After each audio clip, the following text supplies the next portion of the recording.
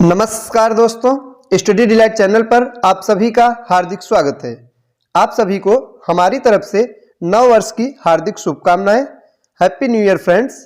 यह नया साल आपके जीवन में सुख और समृद्धि लाए और आप सभी लोग अपने लक्ष्य को प्राप्त करें, यही मनोकामना है। और दोस्तों, 2022 में जो भी कमियां रह गई थी उनको दूर करते हुए 2023 में यानी कि इस साल पूरी ऊर्जा के साथ और दोगुने उत्साह के साथ अपनी तैयारी में लग जाइए। और आप जिस भी एग्जाम की तैयारी कर रहे हो उस एग्जाम में अपना 100% दीजिए, दोगुने उत्साह के साथ तैयारी करिए और निश्चित ही आपको सफलता मिलेगी। तो दोस्तों, एक बार फिर से आप सभी को नए साल की बहुत बहुत शुभकामनाएं। आइए अब हम RO के टेस्ट सीरीज की तरफ बढ़ते हैं और आज हम देखेंगे टेस्ट नंबर 43 को। तो RO का टेस्ट सीरीज चल रहा है जिसमें आज हम टेस्ट नंबर 43 को देखेंगे। और आज का हमारा पहला प्रश्न है कि अनुच्छेद 352 के राष्ट्रीय आपातकाल को प्रथम बार कब प्रवर्तित किया गया। तो अनुच्छेद 352 के राष्ट्रीय आपात को पहली बार कब लागू किया गया। तो ऑप्शन ए है 1971 के पाक युद्ध में, बी है 1975 में इंदिरा गांधी द्वारा, सी 1962 के चीन युद्ध के समय, डी है दोस्तों कारगिल युद्ध के समय। तो इस प्रश्न का सही जवाब होगा ऑप्शन नंबर सी, यानी कि 1962 के चीन युद्ध के समय। भारत में पहली बार राष्ट्रीय आपातकाल को 1962 में लागू किया गया, चीन युद्ध के समय में। और दोस्तों, अब तक कुल 3 बार राष्ट्रीय आपातकाल लग चुका है। 352 यह अनुच्छेद 3 बार लग चुका है, इसको याद रखिएगा। और पहली बार कब लगा था? 1962 भारत चीन युद्ध में। दूसरी बार दोस्तों 1971 के भारत पाक युद्ध में लगा था और तीसरी बार 1975 में लगा था। और यह भी पूछा जाता है कि अब तक वित्तीय आपातकाल कितनी बार लगा है, तो एक भी बार नहीं लगा है। अगला प्रश्न है, कौन सा संविधान संशोधन भाषा संबंधी 8वीं अनुसूची में भाषाओं की संख्या में वृद्धि से संबंधित नहीं है। तो दोस्तों सही जवाब होगा ऑप्शन नंबर बी, 13वां संविधान संशोधन। 13वां संविधान संशोधन यह नागालैंड को राज्य का दर्जा देने से संबंधित है, न कि भाषा में वृद्धि से संबंधित है। अगला प्रश्न है, निम्नलिखित कथनों पर विचार कीजिए। पहला है, कैग भारत सरकार की लेखा परीक्षण की रिपोर्ट लोकसभा में प्रस्तुत करता है।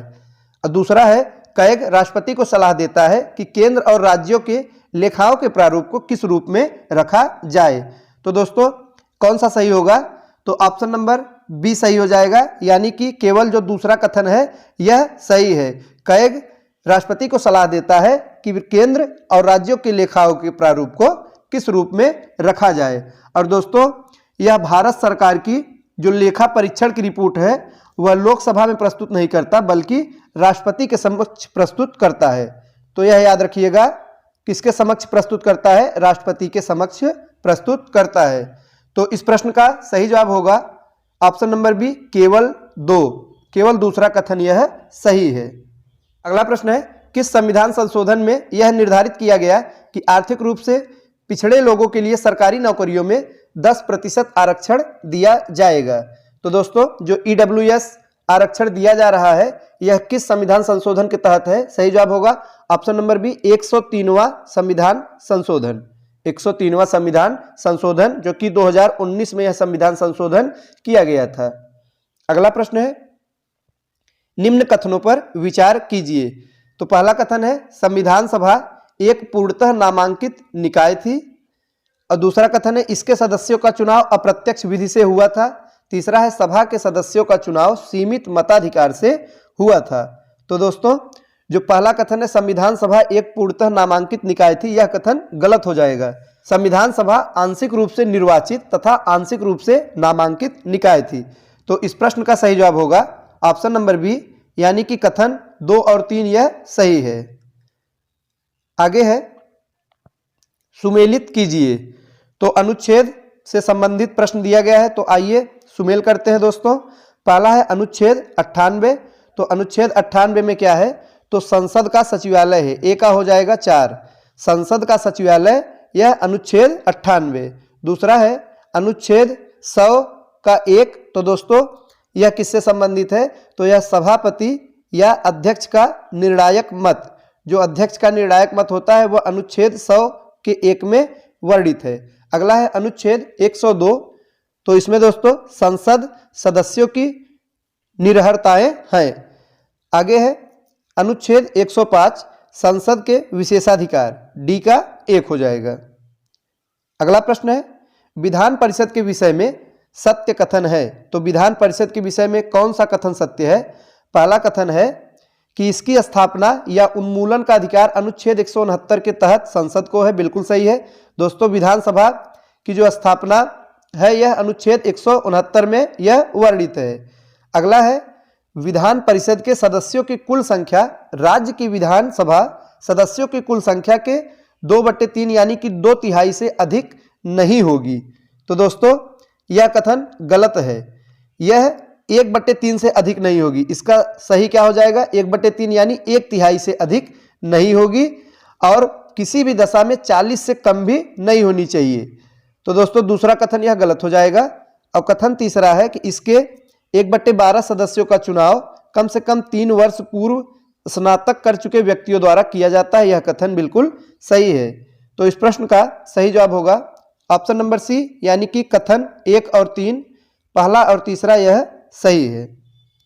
आगे है निम्नलिखित में से कौन सा लक्षण संघीय संविधान का नहीं है? ऑप्शन ए है लिखित संविधान, बी है संविधान की सर्वोच्चता, सी न्यायपालिका की स्वतंत्रता और डी है आपातकाल की घोषणा। सही जवाब होगा ऑप्शन नंबर डी, आपातकाल की घोषणा। दोस्तों आपातकाल की घोषणा यह संघीय संविधान का लक्षण नहीं है, बल्कि यह एकात्मक संविधान का लक्षण है, क्योंकि जो आपातकाल की घोषणा है वह केवल केंद्र सरकार कर सकती है, राज्य सरकार नहीं। अगला प्रश्न है निम्नलिखित में से किस समिति का संबंध केंद्र राज्य संबंध से नहीं है? तो दोस्तों जो राधा कृष्णन समिति है इसका संबंध केंद्र राज्य संबंध से नहीं है। बाकी जो तीनों समिति दी गई हैं इनका संबंध केंद्र राज्य से है। सही जवाब होगा ऑप्शन नंबर डी। अगला प्रश्न है निम्नलिखित में से कौन सा मूल कर्तव्य 86वें संविधान संशोधन द्वारा जोड़ा गया है? तो ऑप्शन नंबर ए है वैज्ञानिक दृष्टिकोण तथा मानववाद को बढ़ावा देना। दोस्तों यह गलत है। बी है 6 से 14 वर्ष के बच्चों को उनके माता पिता शिक्षा का अवसर प्रदान करें। तो दोस्तों शिक्षा का जो अधिकार है यह 86वें संविधान संशोधन द्वारा जोड़ा गया, यह बिल्कुल सही है। तो ऑप्शन नंबर बी यह सही हो जाएगा। और दोस्तों यह 11वां मूल कर्तव्य है जिसे 86वां संविधान संशोधन के माध्यम से जोड़ा गया, यह भी याद रखिएगा। तो इस प्रश्न का सही जवाब है ऑप्शन नंबर बी। आगे है निम्नलिखित में से सही सुमेलित है। तो आइए देखते हैं कौन सा सही सुमेलित है। पहला है टैकोमीटर, वायुयान की गति मापने का यंत्र। तो दोस्तों यह सही है। जो टैकोमीटर है यह वायुयान की गति इससे मापी जाती है। और जो दूसरा दिया गया है स्पीडोमीटर, विद्युत चुंबकीय तरंगों का विश्लेषण, यह गलत हो जाएगा। दोस्तों स्पीडोमीटर यह गतिमान वाहन की गति मापने का यंत्र है। तो दोस्तों यह गति मापने का यंत्र है, दूसरा गलत है। तीसरा है एनीमोमीटर, दिया गया है जहाजों का समय मापन, यह भी गलत है। एनीमोमीटर से वायु के वेग के बल का मापन करते हैं। तो दोस्तों वायु के वेग के बल का मापन करते हैं। और अंतिम है वाट मीटर, और वाट मीटर में दिया गया है वायु की दिशा में परिवर्तन मापन यंत्र है, यह गलत हो जाएगा। वाट मीटर है विद्युत शक्ति की माप करने वाला यंत्र। तो दोस्तों वाट मीटर से क्या मापा जाता है? विद्युत शक्ति की माप की जाती है। अगला प्रश्न है ऊंचाई बढ़ने के साथ जल के क्वथनांक पर क्या प्रभाव पड़ता है? ऑप्शन ए बढ़ता है, बी है घटता है, सी स्थिर रहता है, डी पहले घटता है फिर बढ़ता है। सही जवाब होगा ऑप्शन नंबर बी, घटता है। दोस्तों ऊंचाई बढ़ने के साथ जल का जो क्वथनांक है वह घटता है, क्योंकि ऊंचाई बढ़ने के साथ साथ वायुदाब घटता जाता है और वायुदाब में कमी के कारण क्वथनांक भी घट जाता है। दोस्तों यही कारण है कि अगर पहाड़ों पर खाना पकाया जाए तो पृथ्वी की अपेक्षा देर से पकते हैं, क्योंकि क्वथनांक में कमी आ जाती है। अगला प्रश्न है निम्नलिखित में से सही सुमेलित नहीं है। पहला है नाइट्रस ऑक्साइड और इसके सामने दिया गया हंसाने वाली गैस। दोस्तों यह बिल्कुल सही है, नाइट्रस ऑक्साइड यह हंसाने वाली गैस है। और बी है अमोनियम क्लोराइड शुष्क बैटरियों में प्रयुक्त किया जाता है। तो जो सूखी बैटरियां बनाई जाती है दोस्तों उसमें अमोनियम क्लोराइड का प्रयोग किया जाता है, बिल्कुल सही है। तीसरा है पोटेशियम परमैंगनेट, तो इसका प्रयोग कीटाणुनाशक के रूप में करते हैं, यह कथन भी सही है। और दोस्तों डी है सिलिकॉन कार्बाइड, और इसके सामने दिया गया है पेट्रोलियम शुद्धिकरण में इसका प्रयोग होता है। दोस्तों यह गलत हो जाएगा।